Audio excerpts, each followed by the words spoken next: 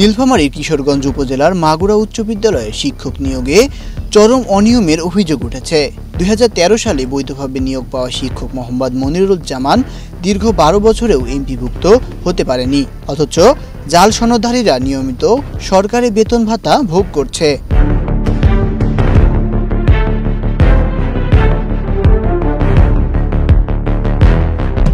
মনিরুজ্জামানের অভিযোগ, একই নামে একাধিক ভুয়া সনদে নিয়োগ পেয়েছে অনেকেই, আর তিনি বৈধভাবে নিয়োগ পেয়েও আজও বেতনহীন। ঘটনা হচ্ছে যে ওকে নিয়োগকারীর জায়গায় দেখা আছে যে 2013 সাল থেকে যতদিন বিল হবে না, কর্তৃপক্ষ অন্য টিচারের যতটুকু বিল পাবে সেই অনুপাতে তাকে টাকা প্রদান করা হবে, কিন্তু সেই টাকাটা প্রদান করেনি কর্তৃপক্ষ। শিক্ষা অধিদপ্তরের সুপারিশ থাকলেও বিদ্যালয় কর্তৃপক্ষের গাফলতিতে তা কার্যকর হয়নি। প্রাক্তন সভাপতি ও প্রধান শিক্ষক একে অপরের ওপর দোষ চাপাচ্ছে। আপনার কি দায়িত্ব না? আপনি তখন কি সহকারী প্রধান ছিলেন? আমি সহকারী প্রধান। যাই হোক, তখন আপনি দায়িত্বে ছিলেন, তাহলে আপনি জানেন না কেন? এটাও তো আপনার গ্যাপ। আমার গ্যাপ নাকি? আমি সভাপতি সব তো যখন ছাত্রদের তখন তো আলোচনা করতাম। প্রতিষ্ঠান প্রধান কি সভাপতি? তখনকার সভাপতি প্রতিষ্ঠান প্রধান। ওনার নামটা কি? রশিদুল ইসলাম। আপনি কিছুই জানেন না তখন? আমি দেখবো সেটা।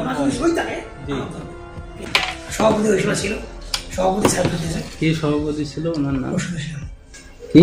রশিদুল ইসলাম।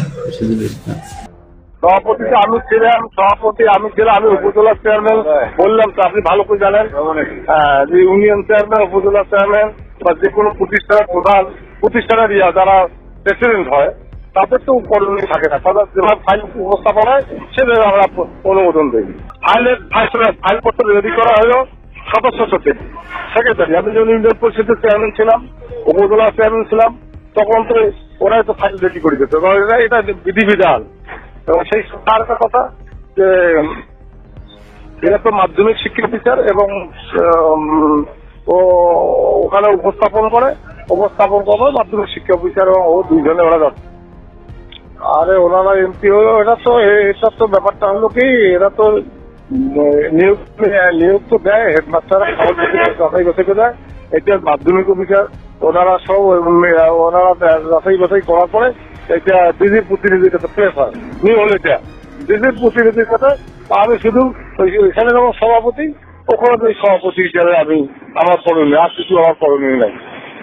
একজন আছে মনিরুজ্জামান। হ্যাঁ, মনিরুজ্জামান।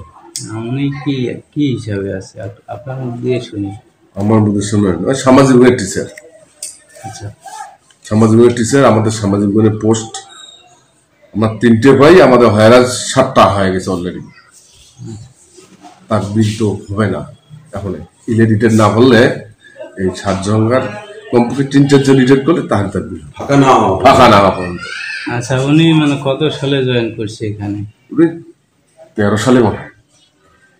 13 সালে? 13 আমি নিয়োগ সংক্রান্ত একটা অভিযোগ পাইছি।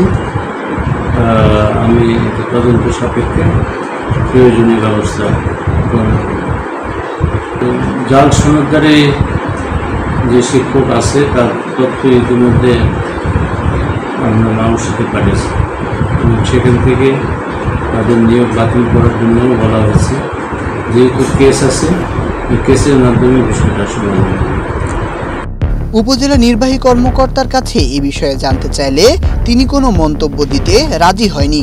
এদিকে প্রধান শিক্ষকের বিরুদ্ধে সিনিয়রিটি লঙ্ঘনের অভিযোগও তুলেছে শিক্ষার্থীরা। হাইকোর্ট ও শিক্ষা মন্ত্রণালয়ের নির্দেশ থাকা সত্ত্বেও জাল সনদধারীদের বিরুদ্ধে ব্যবস্থা না নেওয়ায় প্রশ্ন তুলছে অনেকেই। আর একজন বৈধ শিক্ষক যখন বছরের পর বছর বিনা বেতনে পাঠদান করছে, তখন এই অবহেলার দায় কে নিবে? এমনটাই প্রশ্ন সুশীল সমাজের।